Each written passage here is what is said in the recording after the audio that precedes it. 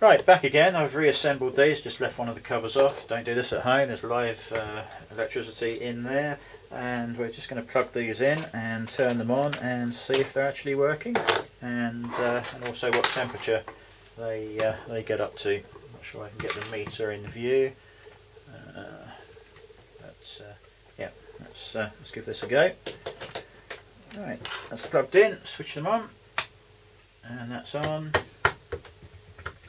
Again, don't do this, instant heat from both sides pretty much. And we are just going to assemble these and monitor the temperature.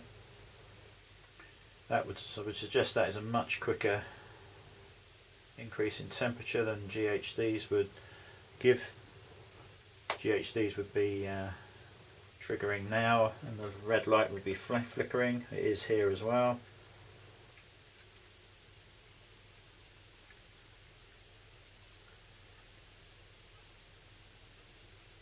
Just going to let that settle for a minute or so, see what they get up to. The claimed temperature on the box was 210 degrees.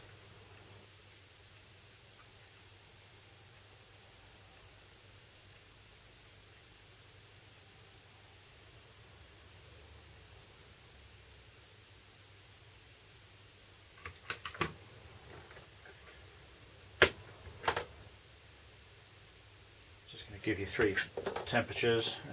On the end there it's 193, centre 197, and the other end 191.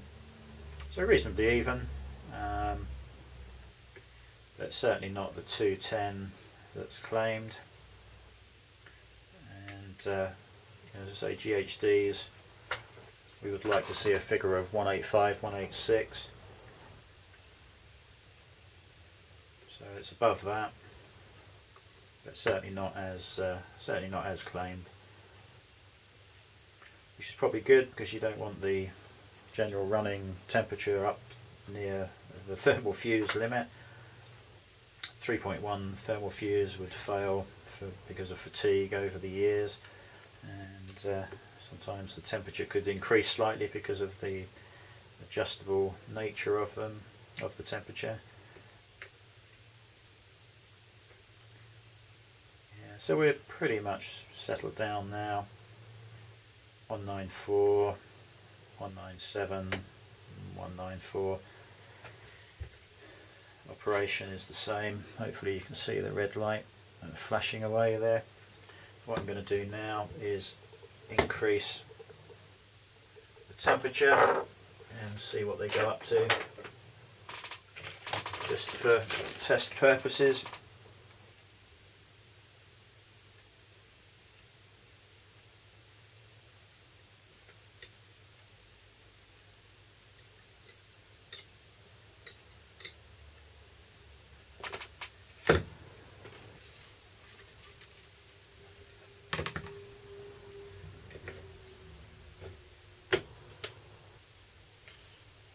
That's gone up to 217 now.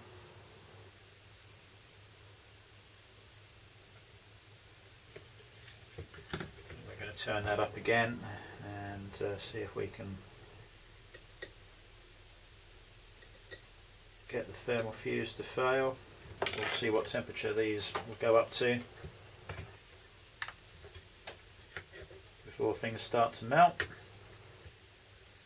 We're now at 240 degrees.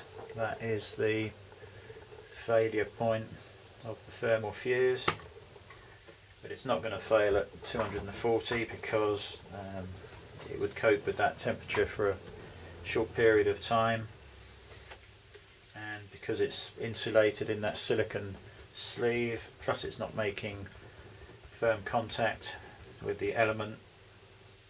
I can now see smoke coming off of these. I can smell it, whether it's just factory oil and stuff, residue just burning, I don't know. I'm just going to lift that off.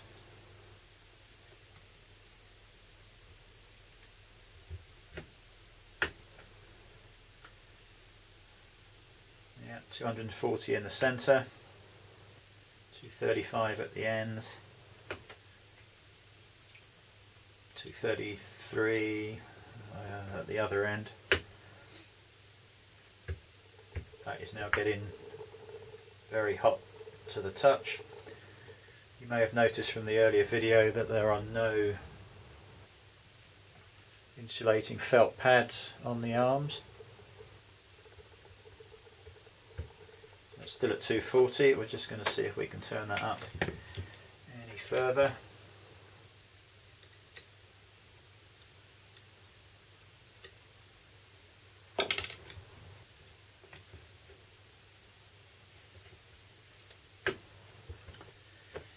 So we're now up to 260 degrees. Still no sign of the thermal fuse failing. You probably can't see it, but there's more smoke rising from here.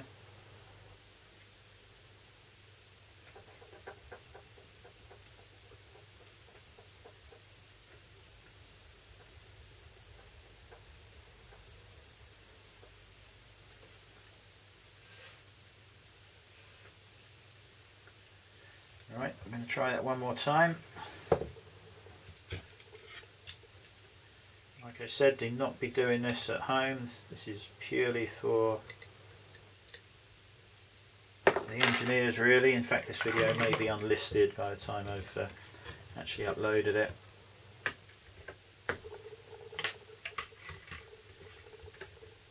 So let me just get these bits out of the way. Hopefully you can see that we are now up to 270 degrees. More smoke billowing out the side here. I don't know whether you can see it here. Yeah, you can see smoke hopefully rising. Just adjust the camera slightly. There you go. Hopefully you can see that wafting up. 270 degrees.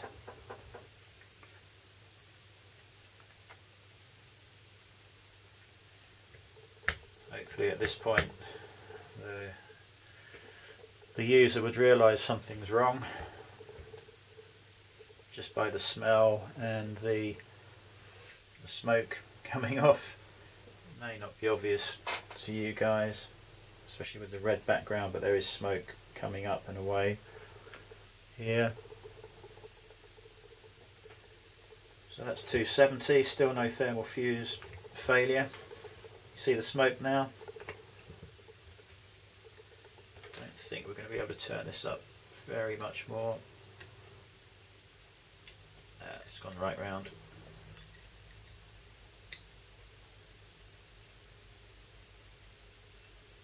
I think we have now set those pots on maximum.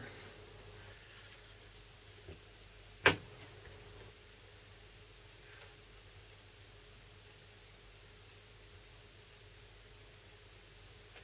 255, I forget what it was a minute ago. It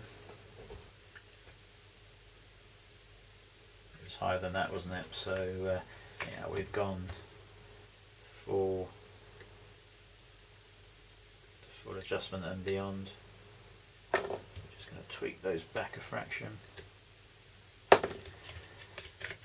So yeah, in a fault condition then, or bad adjustment, we can attain that higher figure, which is well above the thermal fuse failure point. We're now back down to 245. So it seems pretty clear to me that that thermal fuse is not able to do its job at the temperature you would want it to. There's a little point in fitting a 240 degree fuse if it's not going to fail after some time at that figure. Yeah, so there you go. Is that well protected? You tell me.